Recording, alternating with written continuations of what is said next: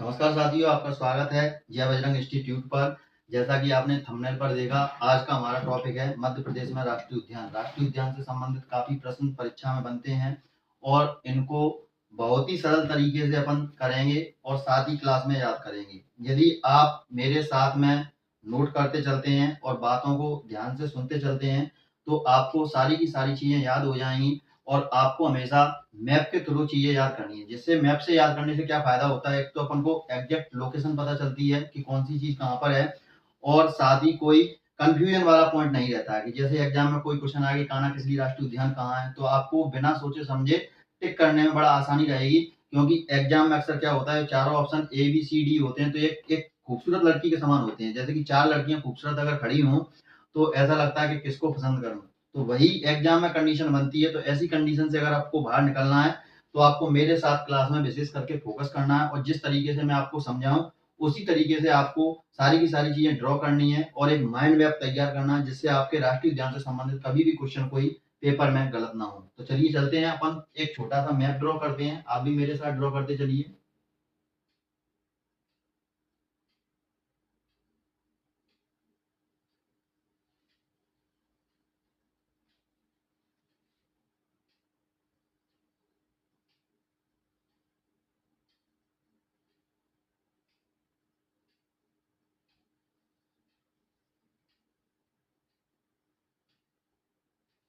इस तरीके का आपको एक मैप ड्रॉ कर लेना। अब यहाँ पर हम कुछ चीजें लोकेट करेंगे, कुछ चीजें क्या, कुछ जिले लोकेट करेंगे जहां पर अपने राष्ट्रीय उद्यान है। सबसे पहले यहाँ पर अपन लोकेट कर लेते हैं बालाघाट, और बालाघाट के ऊपर ही अपना क्या है, मंडला, और मंडला के ऊपर अपना है यहाँ पर डिंडोरी।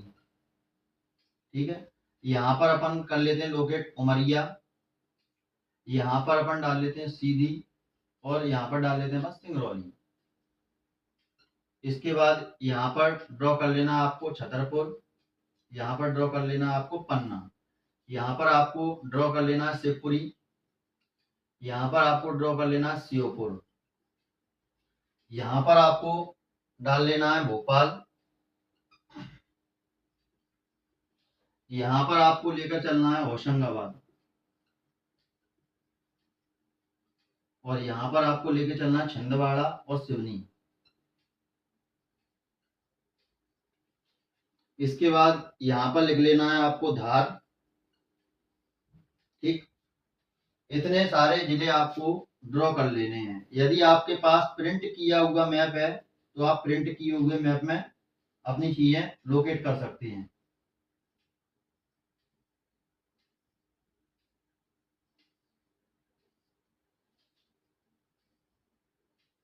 अब देखिए, सबसे पहले अगर अपन बात करें कानाकिसली राष्ट्रीय उद्यान की, जिस तरीके से मैं बता रहा हूं उसी तरीके से आपको इनका क्षेत्रफल और एग्जैक्ट लोकेशन वगैरह सारी चीजें याद होंगी, सिर्फ आपको बोर्ड पर ध्यान देना है। तो यहाँ पर अपन देखते हैं, सबसे पहले मंडला और बालाघाट में जो राष्ट्रीय उद्यान है उस राष्ट्रीय उद्यान का नाम है कानाकिसली राष्ट्रीय उद्यान। कौन सा है तुम्हारा, कानाकिसली राष्ट्रीय उद्यान, यानी कानाकिसली नेशनल पार्क। ठीक, अब यहाँ पर अपन देखते हैं इसको आरक्षित वन बनाया गया। अब सबसे पहले अपन समझ लेते हैं आरक्षित वन और संरक्षित वन क्या होते हैं। तो आरक्षित वन ऐसे वन होते हैं जहां पर सरकार का पूर्णतः कंट्रोल रहता है, और ऐसे वनों में साधारण मनुष्य या कोई भी मनुष्य ना तो घूमने जा सकता है, मतलब अपने पशुओं को चराने के लिए नहीं ले जा सकता है, जंगल से लकड़ियां नहीं काट सकता है। तो ऐसे वनों को अपन आरक्षित वन कहते हैं। ये लगभग तुम्हारे 61% भाग पर फैले हुए होते हैं, और ऐसे ही वनों में राष्ट्रीय उद्यानों की स्थापना की जाती है। वहीं संरक्षित वन की बात करें तो ऐसे वन जहां पर मानव अपने पशुओं को चरा सकता है, लकड़ी काट सकता है। यहाँ पर सरकार के नियम कानून थोड़े ढीले होते हैं, लचीले होते हैं। तो ऐसे वनों में राष्ट्रीय अभ्यारण्य की स्थापना की जाती है। ठीक है, पॉइंट क्लियर। तो यहाँ पर कौन सा वन है, आरक्षित वन। अगर अपन बात करें तो कानाकिसली राष्ट्रीय उद्यान में आरक्षित वन इसको कब बनाया गया, तो आरक्षित वन की बात करें, आरक्षित वन की श्रेणी में इसको रखा गया था 1833 में, 1879 में। कब रखा गया था, 1879 में। इसके बाद अभय वन का इसको दर्जा कब मिला, अभय वन की श्रेणी में ये कब रखा गया, तो ये रखा गया 1933 में। वहीं अगर अपन बात करें अभ्यारण्य, ये अभ्यारण्य तुम्हारा कब बना, अभ्यारण्य की बात करें तो ये बना तुम्हारा 1 जून 1955 में। कब बना तुम्हारा, 1 जून 1955 में तुम्हारा ये अभ्यारण्य तुम्हारा बन चुका था। 1 जून 1955 में तुम्हारा ये अभ्यारण्य तुम्हारा ये बन चुका था। इसके बाद अपन बात कर लेते हैं तुम्हारा सॉरी राष्ट्रीय उद्यान। यहाँ पर क्या बना था ये राष्ट्रीय उद्यान। राष्ट्रीय उद्यान ये तुम्हारा कब बना था 1 जून 1955 को। और अभ्यारण्य की अगर अपन बात करें तो ये अभ्यारण्य तुम्हारा बना था 1952 में। अभ्यारण्य कब बना था ये 1952 में। तो आरक्षित वन कब बना 1879 में। अभय वन कब बना 1933 में। और राष्ट्रीय उद्यान कब बना 1 जून 1955 में। और अभयारण्य कब बना 1952 में। इसके बाद बात कर लेते हैं, यह मध्य प्रदेश का पहला राष्ट्रीय उद्यान है और सबसे बड़ा राष्ट्रीय उद्यान है। तो इसका अपन क्षेत्रफल देख लेते हैं। इसका क्षेत्रफल तुम्हारा कितना है 940 वर्ग किलोमीटर इसका क्षेत्रफल है। कितना है 940 वर्ग किलोमीटर इसका क्षेत्रफल है। प्रोजेक्ट टाइगर में इसको कब शामिल किया गया, तो प्रोजेक्ट टाइगर की अगर अपन बात करें तो इसको तुम्हारा शामिल किया गया था 1973-74 में। दो डेट है अपन को मिलती हैं, 1973 भी मिलती है कई बार एग्जाम में ऑप्शन में और 74 भी मिलती है। अगर दोनों साथ में दी हो तो अपन को 1974 को प्राथमिकता देनी है और अगर 74 नहीं दी है तो आपको 1973 टिक करके आना है। ये हो गया तुम्हारा इसका। अब इसी के ऊपर अपन देख लेते हैं यहाँ पर डिंडौरी में तुम्हारा कौन सा है। डिंडौरी में तुम्हारा राष्ट्रीय जीवाश्म उद्यान कौन सा है, राष्ट्रीय जीवाश्म उद्यान। राष्ट्रीय जीवाश्म उद्यान की अगर अपन बात करें इसकी स्थापना की, इसकी स्थापना तुम्हारी कब होती है 1968 में इसकी स्थापना होती है। और राष्ट्रीय उद्यान का दर्जा इसको मिलता है तुम्हारा 1983 में। क्षेत्रफल की बात करें तो इसका क्षेत्रफल तुम्हारा कितना है, क्षेत्रफल है 0.27 वर्ग किलोमीटर इसका तुम्हारा क्षेत्रफल है। ये हो गया तुम्हारा कौन सा डिंडौरी में राष्ट्रीय जीवाश्म उद्यान। कान्हा किसली तुम्हारा कहाँ हो गया मंडला और बालाघाट में। पहले हम एक एक करके सारे राष्ट्रीय उद्यानों की स्थापना, क्षेत्रफल, ये सारी चीजें रखेंगे मैप में और उसके बाद इनकी थ्योरी आपको बताएंगे। अब यहाँ पर अपन चलते हैं तुम्हारा उमरिया में। उमरिया में तुम्हारा कौन सा बांधवगढ़ राष्ट्रीय उद्यान। बांधवगढ़ राष्ट्रीय उद्यान। अब देखिए इसकी स्थापना की अगर अपन बात करें तो जो स्थापना इसकी है वही यहाँ पर उठा के रख दी नहीं है 1968। प्रोजेक्ट टाइगर में ये कब शामिल किया गया, तो प्रोजेक्ट टाइगर में यहाँ से यहाँ तक आने में 20 साल का लगभग सफर लग गया। यानी कि ये प्रोजेक्ट टाइगर में कब है 1973 में। तो ये तुम्हारा हो जाएगा कितना 1993 में। कब शामिल किया गया ये 1993 में। वहीं अगर अपन बात कर रहे हैं इसके क्षेत्रफल की, क्षेत्रफल इसका कितना है, तो क्षेत्रफल बड़ा सरल तरीके से अपन याद कर सकते हैं। जैसे यहाँ पर 73-74 आपको डेट दिख रही है तो 437 पीछे से ले लीजिए यहाँ पर, तो कितना हो जाएगा 437 वर्ग किलोमीटर इसका तुम्हारा क्या हो जाएगा क्षेत्रफल हो जाएगा। इसके बाद अपन देख लेते हैं यहाँ पर अगर आपने पढ़ा हो पठार वाला मेरा वीडियो देखा हो तो यहाँ पर ऊपर यहाँ से पश्चिम से लेके पूर्व तक यहाँ पर सतपुड़ा श्रृंखला फैली हुई है। कौन सी श्रृंखला फैली हुई है, सतपुड़ा पर्वत श्रृंखला यहाँ पर फैली हुई है। तो सतपुड़ा पर्वत श्रृंखला के तुम्हारे दक्षिण में अगर अपन देखेंगे तो छिंदवाड़ा और सिवनी जिले हैं और इन दोनों के बीच में, इन दोनों की सीमा पर, मध्य प्रदेश और महाराष्ट्र की सीमा पर, यहाँ पर नीचे महाराष्ट्र लगता है तो यहाँ पर जो अभ्यारण्य स्थित है उसका नाम है तुम्हारा पेंच अभ्यारण्य। कौन सा है, पेंच अभ्यारण्य। ठीक है। अब पेंच अभ्यारण्य की अपने स्थापना की बात करें, इसकी स्थापना तुम्हारी कब होती है, तो इसके ठीक 7 साल बाद, यहाँ कितनी है 1968, ये हो जाएगा तुम्हारा 1975। कब होती है इसकी स्थापना 1975 में होती है। अब खुशी की बात आपकी ये है कि राष्ट्रीय उद्यान की आपको डेट याद नहीं करनी है क्योंकि राष्ट्रीय उद्यान ये 1983 में बनता है और ये भी 1983 में बनता है। प्रोजेक्ट टाइगर में ये कब शामिल किया गया, तो प्रोजेक्ट टाइगर में ये आपका 23 नवंबर 1992 को शामिल किया गया। कब शामिल किया गया 23 नवंबर 1992 को प्रोजेक्ट टाइगर में ये शामिल किया गया। क्षेत्रफल की अगर हम बात कर रहे हैं तो इसका तुम्हारा क्षेत्रफल तुम्हारा कितना है, क्षेत्रफल है इसका 293 वर्ग किलोमीटर। कितना क्षेत्रफल है 293 वर्ग किलोमीटर। इसके बाद यहाँ पर अपन देख लेते हैं तुम्हारा होशंगाबाद में तुम्हारा राष्ट्रीय उद्यान कौन सा, सतपुड़ा राष्ट्रीय उद्यान। सतपुड़ा राष्ट्रीय उद्यान, इसकी अगर अपन स्थापना की बात करें तो यहाँ पर आप देख सकते हैं इसकी स्थापना 1968 में, इसके 7 साल बाद 1975 में इसकी, इसके ठीक 6 साल बाद इसकी यानी कि 1981 में इसकी स्थापना हो जाती है। इसके बाद अपन बात कर लेते हैं राष्ट्रीय उद्यान ये कब बना। बहुत ही खुशी की बात होगी आपको जानकर 1983 में ये भी राष्ट्रीय उद्यान बना। इसके बाद अपन बात कर लेते हैं प्रोजेक्ट टाइगर में ये कब शामिल हुआ, तो ये तुम्हारा हुआ 1992 में, ये होता है तुम्हारा 1999 में। क्षेत्रफल की अगर अपन बात करें, क्षेत्रफल इसका कितना है, तो क्षेत्रफल है इसका 528.73 वर्ग किलोमीटर। कितना क्षेत्रफल है? 528.73 वर्ग किलोमीटर क्षेत्रफल है। और ये मध्य प्रदेश का आपका 5वां प्रोजेक्ट टाइगर है, मध्य प्रदेश का 5वां प्रोजेक्ट टाइगर। ठीक, इसके बाद फिर अपन चलते हैं कहां पर? अब इसके बाद अपन चलेंगे भोपाल में। भोपाल में जो तुम्हारा राष्ट्रीय उद्यान है उसका नाम है तुम्हारा वन विहार राष्ट्रीय उद्यान। कौन सा है तुम्हारा? वन विहार राष्ट्रीय उद्यान, वन विहार नेशनल पार्क। इसकी अगर अपन बात करें स्थापना की, इसकी स्थापना भी आपको बहुत जानकर खुशी होगी कि जो इसकी स्थापना है भाई, इसकी स्थापना 1975, यहां पर रख दिया अपन ने 1975। राष्ट्रीय उद्यान कब बना? बहुत जानकर खुशी होगी कि ये भी राष्ट्रीय उद्यान आपका 1983 में बना है। लेकिन कब बना? ये 26 जनवरी को, 26 जनवरी 1983 को ये हमारा राष्ट्रीय उद्यान बन चुका है। क्षेत्रफल की अगर अपन बात करें तो इसका क्षेत्रफल तुम्हारा कितना है? तो इसका क्षेत्रफल है आपका 4.45 वर्ग किलोमीटर। कौन सा क्षेत्रफल है इसका? 4.45 वर्ग किलोमीटर इसका क्षेत्रफल है। वहीं अगर अपन बात करें भोपाल में भोज वेटलैंड एक रामसर साइट है, जो रामसर साइट मतलब अपने अगर भारत में बात करें तो टोटल 91 रामसर साइट है। तमिलनाडु में अगर अपन बात करें तो 20 है, उसके बाद तुम्हारा उत्तर प्रदेश में 10 आती है। तो रामसर साइट के मामले में तमिलनाडु आपका पहले स्थान पर आता है। पूरे भारत में अगर कोई पूछे तो तुम्हारी कितनी हो चुकी है? अब 91 हो चुकी है। खीजन और मैनर वेटलैंड ये 2 नई बनी है राजस्थान में। तो यहाँ पर अपन बात करें भारत में अपने मध्य प्रदेश में कितनी है? तो मध्य प्रदेश में अपनी 5 रामसर साइट है, जिनमें से एक रामसर साइट आपकी कहां पर है? भोपाल में। किस नाम से? भोज वेटलैंड, भोज वेटलैंड। और ये तुम्हारी कब बनी रामसर साइट? तो रामसर साइट ये बनी तुम्हारी 2022 में। रामसर साइट क्या होता है? आर्द्र भूमियों के संरक्षण के लिए होता है, यानी कि दलदली जो भूमि होती है उनके संरक्षण के लिए इनको बनाया जाता है।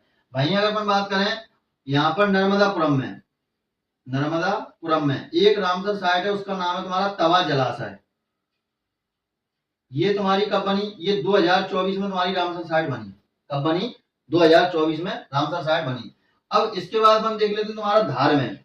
धार में एक राष्ट्रीय उद्यान है, उस राष्ट्रीय उद्यान का नाम है डायनासोर, डायनासोर राष्ट्रीय उद्यान, डायनासोर जीवाश्म राष्ट्रीय उद्यान, डायनासोर जीवाश्म राष्ट्रीय उद्यान। इसकी अगर अपन स्थापना की बात करें तो इसकी स्थापना होती है आपकी 2 दिसंबर 2010 में। मान्यता इसको 2013 में मिलेगी, लेकिन स्थापना इसकी कब होती है? 2010 में। और सरकारी तौर से इसे घोषणा की जाती है 2011 में। इसके बाद हम देख लेते हैं इसके क्षेत्रफल को। तो क्षेत्रफल इसका कितना है? 0.80 वर्ग किलोमीटर इसका तुम्हारा क्या है? क्षेत्रफल है। इसके बाद फिर अपन चलते हैं तुम्हारा सीधी और सिंगरौली में। सीधी और सिंगरौली में तुम्हारा संजय डुबरी राष्ट्रीय उद्यान है। कौन सा है तुम्हारा? संजय डुबरी राष्ट्रीय उद्यान। अब यहां पर अपन बात कर लेते हैं इसकी स्थापना की। इसकी स्थापना होती है तुम्हारी इनके 6 साल बाद। ये कब हुई तुम्हारी? 1975 में। इनके 6 साल बाद इसकी स्थापना होती है 1981 में। ठीक है। इसके बाद प्रोजेक्ट टाइगर में इसको शामिल किया गया था कब? 2008 में। क्षेत्रफल की अगर अपन बात करें, इसका क्षेत्रफल तुम्हारा कितना है? तो इसका क्षेत्रफल डबल कर दो। जैसे 437 है तो इसको लगभग मान के चलिए 33, तो कितना हो जाएगा? 466.66 वर्ग किलोमीटर। 466.66 वर्ग किलोमीटर इसका तुम्हारा हो जाएगा क्षेत्रफल। इसके बाद छतरपुर और पन्ना में चलते हैं। तो यहाँ पर तुम्हारा कौन सा राष्ट्रीय उद्यान है? यहाँ पर आपका राष्ट्रीय उद्यान पन्ना राष्ट्रीय उद्यान, पन्ना राष्ट्रीय उद्यान। पन्ना राष्ट्रीय उद्यान की अगर अपन स्थापना की बात करें तो जानकर खुशी होगी आपको कि इसकी स्थापना और इसकी स्थापना सेम है, 1981। इसके बाद अपन बात कर लेते हैं प्रोजेक्ट टाइगर में ये तुम्हारा शामिल हुआ है। बिल्कुल हुआ है। कब हुआ है प्रोजेक्ट टाइगर में शामिल? तो ये आपका हुआ है, ये 1993 में, ये हुआ है आपका 1994 में। वहीं अगर अपन बात कर लेते हैं क्षेत्रफल की। क्षेत्रफल देखिए इसका आसान करना बहुत आसान है। इसका जो क्षेत्रफल है वन विहार राष्ट्रीय उद्यान का कितना है? 4.45। इसको पलट के पढ़िए कितना हो जाएगा? 544 दशमलव हटा के, तो कितना है इसका क्षेत्रफल? 543 वर्ग किलोमीटर। इसका क्षेत्रफल कितना है? 543। बस पलट के अपन को याद करना है, दशमलव हटा देना है, एक कम कर देना है। इसके बाद बात कर लेते हैं हम शिवपुरी की। शिवपुरी में कौन सा राष्ट्रीय उद्यान है? यहाँ पर है अपना माधव राष्ट्रीय उद्यान। माधव राष्ट्रीय उद्यान की अगर अपन बात करें स्थापना की, तो इसकी अपन को 2 डेट मिलती हैं, एक 1958 और एक 1959। क्षेत्रफल की अगर अपन बात करें, क्षेत्रफल इसका कितना है, तो अब देखिए यहाँ पर कितना है 543, तो यहाँ पर 543 में पहले अपन ने रख ली यहाँ पर 3, इसके बाद 4 और 3 को जोड़ी कितने होते हैं 7, और यहाँ पर 5 अपन ऐसे की ऐसे रख दीजिए, कितना हो गया 375, पॉइंट में 23 और लिख दीजिए, तो 375.23 वर्ग किलोमीटर इसका क्या हो गया, क्षेत्रफल हो गया। प्रोजेक्ट टाइगर में इसको हाल ही में शामिल किया गया है तुम्हारा कब, 9 मार्च 2025 को, 9 मार्च 2025 को इसको प्रोजेक्ट टाइगर में शामिल किया गया है। मध्य प्रदेश का यह 9वां प्रोजेक्ट टाइगर है। कौन सा है, 9वें नंबर का, ठीक है, मध्य प्रदेश का 9वें नंबर का 9वां प्रोजेक्ट टाइगर, ठीक है। और ये वाला तुम्हारा संजय डोगरी है, ये तुम्हारा कौन सा, छठवां, ये तुम्हारा छठवां प्रोजेक्ट टाइगर है मध्य प्रदेश का। इसके बाद बात कर लेते हैं अपन श्योपुर की। श्योपुर में तुम्हारा कौन सा राष्ट्रीय उद्यान है, तो ये है तुम्हारा कूनो राष्ट्रीय उद्यान। कौन सा राष्ट्रीय उद्यान है भैया, कूनो राष्ट्रीय उद्यान। अब कूनो राष्ट्रीय उद्यान तुम्हारा वन्य जीव अभ्यारण्य कब बना, वन्य जीव अभ्यारण्य, वन्य जीव अभ्यारण्य, बहुत ही जानकर आपको खुशी होगी कि जो 1981 में तुम्हारा ये बना है, तो 1981 में ये भी अभ्यारण्य तुम्हारा बन गया है, ठीक है। जब ये 1981 में अभ्यारण्य बना था, तब इसका क्षेत्रफल कितना था, तब इसका क्षेत्रफल था तुम्हारा 344 वर्ग किलोमीटर। इसके बाद अपन बात कर लेते हैं इसको राष्ट्रीय उद्यान का दर्जा कब मिला, राष्ट्रीय उद्यान, राष्ट्रीय उद्यान का इसका दर्जा कब मिला था, तो राष्ट्रीय उद्यान का इसको दर्जा मिला था आपका 14 दिसंबर 2018, 14 दिसंबर 2018। इसके बाद इसका क्षेत्रफल कितना हो गया, 744.76 वर्ग किलोमीटर, ठीक है। इसके बाद अपन बात कर लेते हैं तुम्हारा धार के बाद तुम्हारा आता है इधर इंदौर। इंदौर में दो आपकी रामसर साइट हैं, एक है यशवंत सागर, ठीक है, और दूसरी है सुरपुर तालाब, सुरपुर तालाब। ये दोनों ही कब शामिल की गई हैं, 2022 में। तो 1 2 3 4, अब आप बोलेंगे सर आपने 5 रामसर साइट बताई थी मध्य प्रदेश में, तो 4 है, तो 5वीं अगर अपन बात करें तो माधव राष्ट्रीय उद्यान में तुम्हारी एक सांक्य सागर झील है, सांक्य सागर झील, और इस सांक्य सागर झील को रामसर साइट में कब शामिल किया गया, 2022 में। तो इस तरीके से अगर अपन देखते हैं तो मध्य प्रदेश में तुम्हारी 5 रामसर साइट है और 11 नेशनल पार्क हैं। कैसे 11 हैं, जिनके देख लीजिए, एक ये हो गया, 2 3 4 5 6 7 8 9 10 और एक 11। कितने नेशनल पार्क हैं, 11। अगर क्वेश्चन आपके पास आया कि मध्य प्रदेश में नेशनल पार्कों की संख्या कितनी है, तो 11 है। अब यहाँ पर रामसर साइट कितनी है, 5 है। पूरे भारत में कितनी है, 91, यानी कि 91। हाल ही में नई 2 कौन सी बनी है, तो खींचन और मैनार वेटलैंड, ये कहां पर है, तुम्हारी राजस्थान में। सबसे ज्यादा रामसर साइट कहां पर है, तमिलनाडु में, कितनी है, 20 है। उत्तर प्रदेश में सेकंड नंबर पर कितनी है, 10 है। अब इसके बाद अपन बात करते चलते हैं तुम्हारा कान्हा किसली राष्ट्रीय उद्यान में क्या क्या पाया जाता है, ठीक है। एक एक करके अपन बात करेंगे पूरी थ्योरी पर, तो आपको इसका स्क्रीनशॉट लेना है तो आप ले सकते हैं, हट गया मैं। अब यहां से अपन चालू करते हैं इसकी थ्योरी। अब देखिए सबसे पहले अपन कान्हा किसली राष्ट्रीय उद्यान में जो पॉइंट है वो मैं आपको बताते चलूंगा, बड़े आसानी से आपको मेरे साथ नोट करते चलना है, ठीक है। तो कान्हा किसली राष्ट्रीय उद्यान की अगर अपन बात करें, अगर आपके हाथ में मैप है तो आप मंडला और बालाघाट इन दोनों जिलों को अगर आप देखेंगे तो इनकी आकृति आपको घोड़े के नाल की आकृति के समान दिखाई देगी, यानी कि कैसी दिखाई देगी, कुछ इस प्रकार की आपको आकृति दिखाई देगी। और वहीं अगर अपन इसको मिला दें तो ये तुम्हारा 8 की आकृति का बन जाता है, यानी कि कान्हा किसली राष्ट्रीय उद्यान यदि हम ऊपर से देखते हैं तो घोड़े के नाल के आकार का या 8 की आकृति का ये दिखाई देता है। अब यहाँ पर अपन बात कर लेते हैं, इस साइड एरिया में तुम्हारी बेगा जनजाति निवास करती है। तो यहाँ पर जो बेगा जनजाति की महिलाएं हैं वह गाइड के रूप में यहाँ पर कार्य करती हैं। मतलब कोई व्यक्ति यहाँ पर घूमने आता है तो उसको पूरी की पूरी जानकारी बेगा जनजाति की महिलाएं देने वाली हैं, जो कि गाइड के रूप में यहाँ पर कार्य करती हैं। यहाँ पर अगर अपन बात करें कौन कौन से जानवर विशेष रूप से पाए जाते हैं, तो यहाँ पर तुम्हारा बाघ है, गौर है, चीतल है, ये तो पाई जाती हैं। साथ में अगर अपन बात करें बारहसिंगा जो कि ब्रैडली प्रजाति का है, मध्य प्रदेश का राजकीय पशु भी है, इसको सबसे पहले तुम्हारा कान्हा किसली राष्ट्रीय उद्यान में ही देखा गया था। तो ये तुम्हारा सबसे ज्यादा पाया जाता है और इसे कान्हा किसली राष्ट्रीय उद्यान की आत्मा, आभूषण या गहना कहते हैं।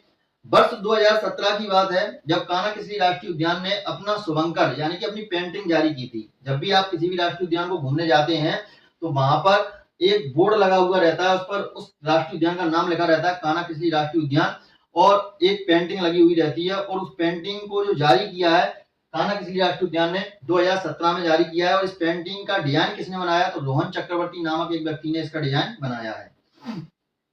इसके बाद अपन बात कर लेते हैं कान्हा किसली राष्ट्रीय उद्यान में और क्या क्या है। तो कान्हा किसली राष्ट्रीय उद्यान में अगर अपन बात करें तो यहाँ पर पार्क इंटरप्रिटेशन योजना चलाई जा रही है। कौन सी, पार्क इंटरप्रिटेशन योजना चलाई जा रही है। और इस योजना में तुम्हारा क्या किया जा रहा है, ये योजना तुम्हारा अमेरिका की योजना है। कहाँ की है, अमेरिका की है। ये तुम्हारे जो राष्ट्रीय उद्यान होते हैं उनका प्रबंधन करती है और जो स्मारक होते हैं उनका भी प्रबंधन करती है। साथ ही अगर अपन बात करें कान्हा किसली राष्ट्रीय उद्यान में तुम्हारा क्या होता है, तो कान्हा किसली राष्ट्रीय उद्यान में अगर आप देखेंगे मैप में, यदि आपके हाथ में मैप है तो कान्हा किसली राष्ट्रीय उद्यान, बांधवगढ़ राष्ट्रीय उद्यान और पन्ना राष्ट्रीय उद्यान जंगल गलियारा परियोजना के तहत जंगल के रास्ते तीनों राष्ट्रीय उद्यानों को आपस में जोड़ा जा रहा है, ताकि कोई भी व्यक्ति यहाँ से दूसरे राष्ट्रीय उद्यान में आसानी से जा सके। मतलब एक तरीके से इनको गलियारा परियोजना के तहत जोड़ दिया जाएगा।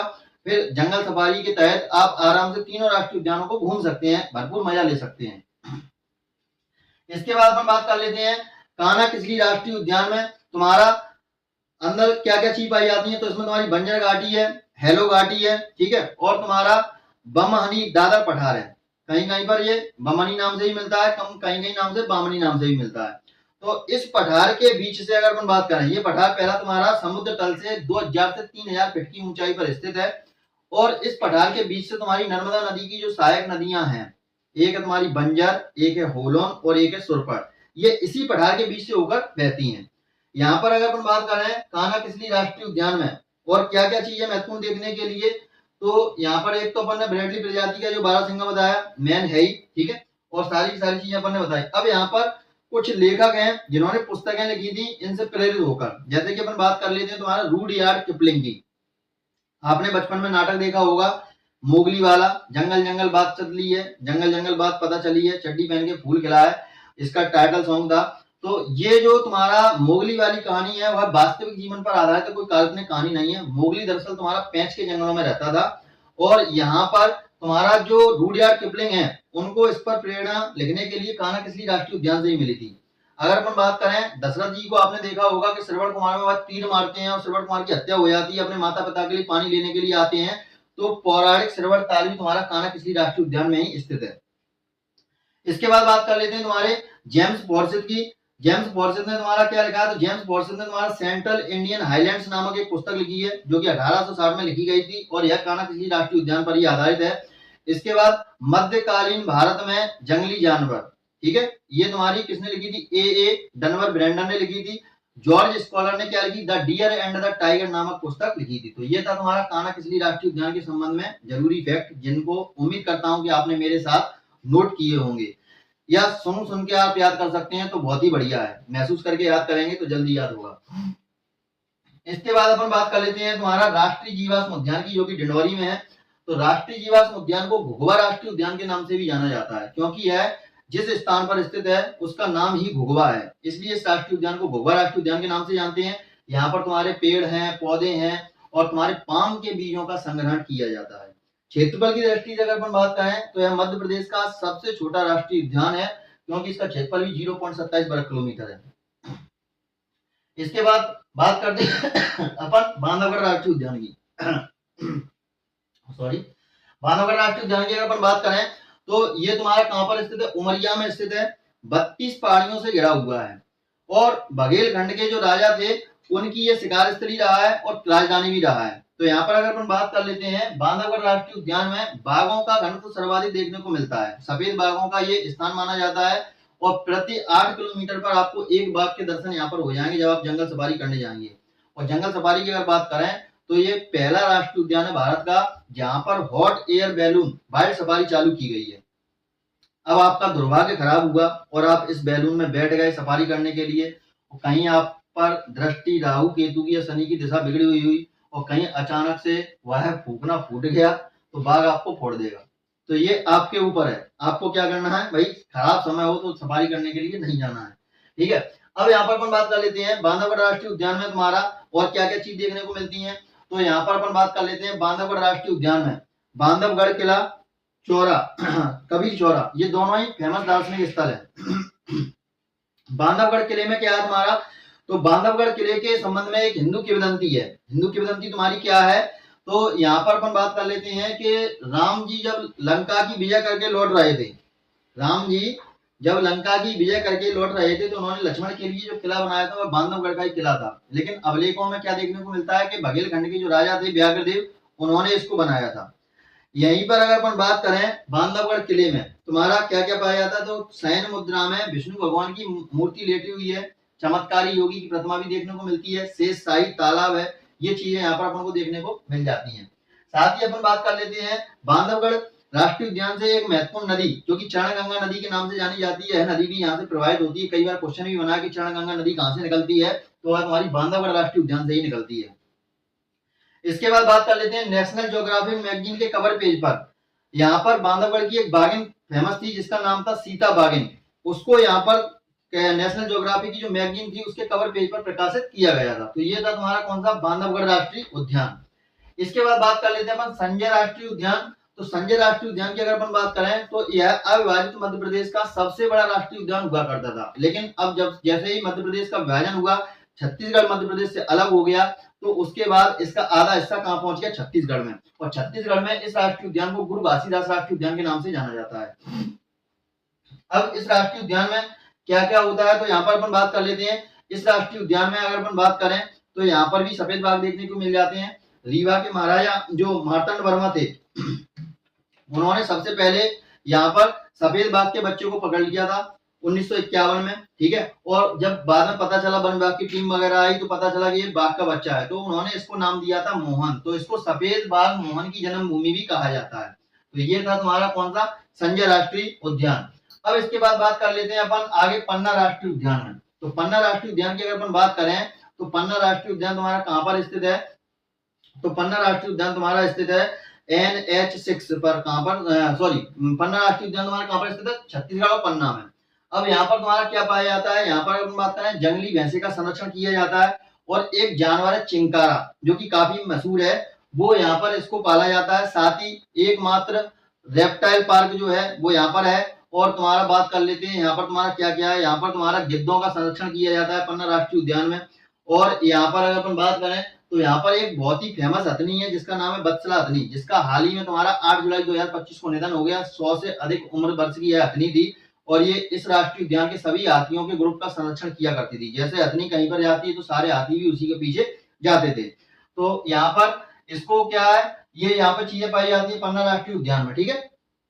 इसके बाद अपन बात कर लेते हैं तुम्हारा पन्ना राष्ट्रीय उद्यान के बाद यहाँ पर नदी कौन सी प्रवाहित होती है, तो यहाँ पर केन नदी प्रवाहित होती है। कौन सी नदी प्रवाहित होती है, केन नदी प्रवाहित होती है। इसके बाद अपन बात कर लेते हैं माधव राष्ट्रीय उद्यान की। तो माधव राष्ट्रीय उद्यान की अगर अपन बात करें, जैसा कि आप लोकेशन के हिसाब से देख सकते हैं कि यहाँ पर सिंधिया वंशों का शासन था, और स्वतंत्रता से पूर्व सिंधिया वंश की यह शिकार स्थली भी रहा है माधव राष्ट्रीय उद्यान।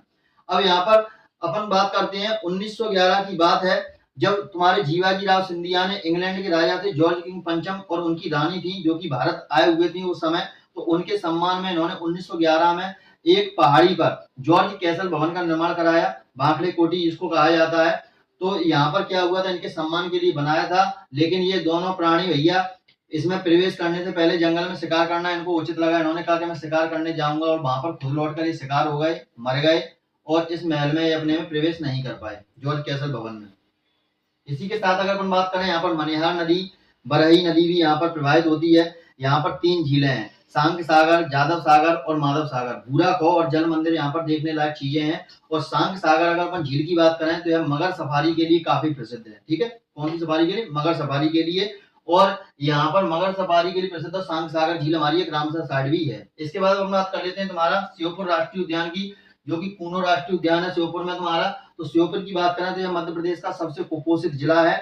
और कूनो राष्ट्रीय उद्यान में तुम्हारे गुजरात के यहाँ बगल में तुम्हारा क्या पड़ता है, तुम्हारा राजस्थान, सॉरी, यहाँ पर क्या पड़ता है तुम्हारा बगल में, राजस्थान। तो राजस्थान से तुम्हारे एशियाई शेरों को यहाँ पर लाने की योजना प्रस्तावित है। साथ ही अगर अपन बात करें तो तुम्हारा सितंबर 2022 में, 5 सितंबर तुम्हारा 2022 में जब तुम्हारा मोदी जी का बर्थडे था, तो यहाँ पर नामीबिया देश से 8 चीते लाए गए थे, जिनको यहाँ पर प्रस्तावित किया गया था। उनमें से 2 चीते तुम्हारे तरफ कर मर गए थे गर्मियों में।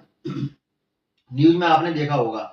यहाँ पर अपन बात करें तो कूनो राष्ट्रीय उद्यान ने वर्ष 2021 में अपना शुभंकर जारी किया और उस शुभंकर का नाम क्या था, चिंटू चीता था। जैसे कि कान्हा किसली राष्ट्रीय उद्यान का शुभंकर क्या था, द भूर सिंह बोरासिंगा, और इनके शुभंकर का नाम क्या है, चिंटू चीता। इसके बाद बात कर लेते हैं फरवरी 2023 में तुम्हारे और चीते लाए गए, नामीबिया साउथ अफ्रीका से 12 चीते लाए गए। तो ये था तुम्हारा कूनो राष्ट्रीय उद्यान। इसके बाद अपन बात कर लेते हैं तुम्हारा धार में डायनासोर जीवाश्म राष्ट्रीय उद्यान। जैसा कि नाम से ही पता चल रहा है, तो यहाँ पर नदी की बात करें कि कौन सी नदी बहती है, तो जोवट नदी यहाँ से प्रवाहित होती है और यहाँ पर 125 अंडे के जीवाश्म मिले हैं डायनासोर के। इसके लिए इनको यहाँ पर संरक्षित किया गया है। क्षेत्रफल की दृष्टि से दूसरा सबसे छोटा राष्ट्रीय उद्यान है। पहला कौन सा है, सबसे छोटा राष्ट्रीय जीवाश्म उद्यान। इसके बाद अपन बात कर लेते हैं तुम्हारा कौन सा, होशंगाबाद में कौन सा राष्ट्रीय उद्यान है, सतपुड़ा राष्ट्रीय उद्यान। सतपुड़ा राष्ट्रीय उद्यान की अगर अपन बात करें तो इसका उद्घाटन तुम्हारा डॉक्टर सलीम अली ने किया था, जिन्हें पक्षी वैज्ञानिक के नाम से भी जाना जाता है। और यहाँ पर तुम्हारा मड़ई पर्यटन स्थल देखने के लिए काफी महत्वपूर्ण है। और साथ ही यहाँ पर अपन बात करें सतपुड़ा राष्ट्रीय उद्यान में तुम्हारे तरह तरह के जीव भी देखने को अपन को मिल जाते हैं। इसके बाद यहाँ पर अपन बात कर लेते हैं तुम्हारा अगले राष्ट्रीय उद्यान के बारे में। अगला राष्ट्रीय उद्यान तुम्हारा कौन सा, छिंदवाड़ा से नहीं है, पेंच राष्ट्रीय उद्यान या पेंच, कौन सा, पेंच राष्ट्रीय उद्यान। यहाँ पर अभ्यारण्य लिख दिया करती है, तो पेंच राष्ट्रीय उद्यान कर लेना, पेंच राष्ट्रीय उद्यान। तो पेंच राष्ट्रीय उद्यान की बात करें तो यह तुम्हारा सतपुड़ा श्रेणी के दक्षिण में, ठीक है, सतपुड़ा श्रेणी के दक्षिण में है और मध्य प्रदेश और महाराष्ट्र की सीमा पर तुम्हारा है। इसके दो द्वार हैं, एक अगर छिंदवाड़ा की तरफ देखें तो उस द्वार का नाम है तुम्हारा तुरिया, ठीक है, और इधर की साइड में जो द्वार है उसका नाम है तुम्हारा कर्माझिरी। इसके बाद बात कर लेते हैं यहाँ पर तुम्हारा पेंच नदी पर इसका नाम रखा गया है। पेंच नदी पर क्या रखा गया है, इसका नाम रखा गया है। और यहाँ पर पेंच और कान्हा नदी बहती है। पेंच नदी की अगर अपन बात करें तो उत्तर से लेकर दक्षिण की तरफ इसमें पेंच नदी बहती है। यहाँ पर अगर अपन बात करें तो 40 बंगाल टाइगर, 13 सरीसृप की प्रजातियां, 4 सींगों वाला मृग और भौंकने वाले हिरन यहाँ पर पाए जाते हैं। वर्ष 2002 में इसको इंदिरा गांधी प्रियदर्शनी राष्ट्रीय उद्यान के नाम से संबोधित किया गया था। साथ ही इसको मोगली लैंड भी कहा जाता है। जैसा कि मैंने आपको भी बताया था कि मोगली लैंड क्यों कहा जाता है, तो रूडयार्ड किपलिंग ने जंगल बुक जो मोगली के लिए लिखी थी वो इसी जंगल के लिए लिखी थी। और प्रेरणा कहां से मिली थी उनको, कान्हा किसली राष्ट्रीय उद्यान से लिखने की प्रेरणा इनको मिली थी, ठीक है। अब इसमें अपन बात कर लेते हैं, यहाँ पर इसमें पेंच नदी बहती है और जैसा मैंने बता दिया, तो यहाँ पर ये तुम्हारी सारी की सारी चीजें यहाँ पर। इसका एक चर्चित स्थल और है काला पहाड़, जहाँ पर तुम्हारे काले हिरन पाए जाते हैं। अगर अपन बात करें काले हिरन मध्य प्रदेश में सबसे ज्यादा कहाँ पाए जाते हैं, तो शाजापुर में 1100 के लगभग काले हिरन आपको देखने को मिल जाएंगे। इसके बाद अपन बात कर लेते हैं तुम्हारा वन विहार राष्ट्रीय उद्यान की। तो वन विहार राष्ट्रीय उद्यान तुम्हारा भोपाल में बड़ी पहाड़ी के पास स्थित है और ये यहाँ पर भोज वेटलैंड एक साइड भी है। और सबसे खास बात यहाँ पर क्या है, यहाँ पर तुम्हारा रेंगने वाले जीव जंतु पाए जाते हैं। पहला रेस्क्यू सेंटर भी है यहाँ पर, और दूसरा यहाँ पर इस राष्ट्रीय उद्यान में वन्य जीव को गोद लेने की भी प्रथा चल रही है। अगर आपको किसी वन्य जीव को गोद लेना है, पालने का शौक रखते हैं, तो ये नहीं कि आपको घर को पालने के लिए मिल जाएगा। आपके नाम से उस जानवर को आप किसी को गोद लेंगे, जो आप नाम देना चाहेंगे वो नाम आप उसको दे सकते हैं। आपके ही नाम से वो जानवर पलेगा, बढ़ेगा और एक पहचान बना दी जाएगी, जिससे आपको पता चलेगा ये जानवर मेरे द्वारा गोद लिया गया है। आप उसको खाने के लिए पैसे वगैरह भेज सकते हैं या कोई डाइट वगैरह जो आप भेज सकते हैं वो वन विभाग द्वारा अगर उचित ठहराई जाती तो आप उसको खिला सकते हैं। यहाँ पर अगर अपन बात करें वन विहार राष्ट्रीय उद्यान में एक टॉय ट्रेन चलाई गई है। टॉय ट्रेन का मतलब एक ऐसी ट्रेन है जिसमें 35 से 40 लोग लगभग आराम से बैठ सकते हैं और पूरे राष्ट्रीय उद्यान का वह चक्कर काटेगी, आपको घुमाकर वापस छोड़ देगी। तो ये था तुम्हारा वन विहार राष्ट्रीय उद्यान। तो यहाँ पर अपन ने सारे के सारे राष्ट्रीय उद्यान देख लिए। उम्मीद करता हूँ आपको ये सारी की सारी चीजें पसंद आई होंगी। बार बार इस वीडियो को सुनिए और जितनी बार आप सुनेंगे उससे आपका कॉन्सेप्ट क्लियर होगा और ये आपको चीजें क्लियर हो जाएंगी। अगले वीडियो में राष्ट्रीय अभ्यारण्य के बारे में भी चर्चा करेंगे। यदि आपको वीडियो अच्छा लगता है तो लाइक कीजिए, शेयर कीजिए, सब्सक्राइब कीजिए। मिलते हैं अगले वीडियो में, तब तक के लिए जय हिंद, जय भारत।